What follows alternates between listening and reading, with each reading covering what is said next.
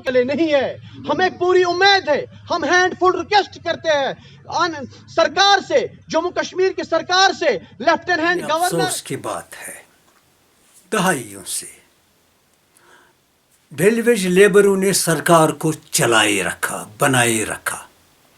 حکومتوں لوگوں کی جو پریشانیاں, ان پریشانیوں کا ازالہ کرتے رہے, لیکن ابھی تک یہ ڈیلی ویجرز ہیں. یعنی روزانہ کی بنیاد پر ان کو ان کی تنخواہ ملتی ہے یا پیسہ ملتا ہے, لیکن ان کی زندگی خود اجیرن بن کے رہ گئی ہے.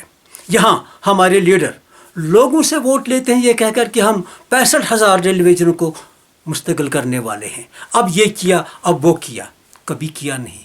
بلند بانگ دعوے کرتے ہیں کہ ہمیں 35 سے واپس لانا ہے, 370 کے بارے میں اب قربانیاں دینی ہیں. ارے میرے بھائیوں, میرے دوستوں, میرے یاروں, میرے فلاسفروں, کم سے کم ان لوگوں کی تو سوچو جن کا چولہا شام کو جلتا ہی نہیں ہے. کم سے کم ان کے بارے میں سوچو جن کو سال میں 2 یا 3 بار تنخواہ ملتی ہے اور دہائیوں سے وہ اسے کہتے ہیں پی نٹس پہ کام کر رہے ہیں, اور آج مجبور ہو گئے ہیں وہ لوگ کینڈل مارچ نکالنے کے لیے, پیسفل کینڈل مارچ. مجھے لگتا ہے کل اور پرسوں یہ پیسفل کینڈل مارچ جو ہے ان کے لیے ایک وبالی جان بن سکتا ہے.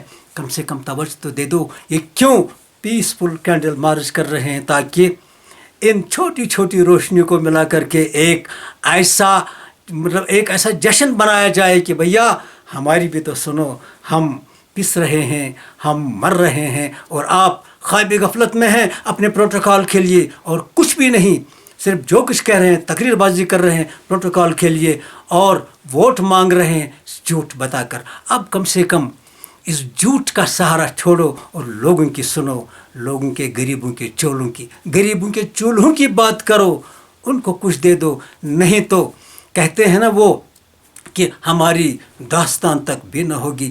داستانوں میں, یا یوں بھی کہہ سکتے ہیں کہ جس کھیت سے دہقاں کو میسر نہ ہو روزی, اس کھیت کے ہر خوشے گندم کو جلا دو.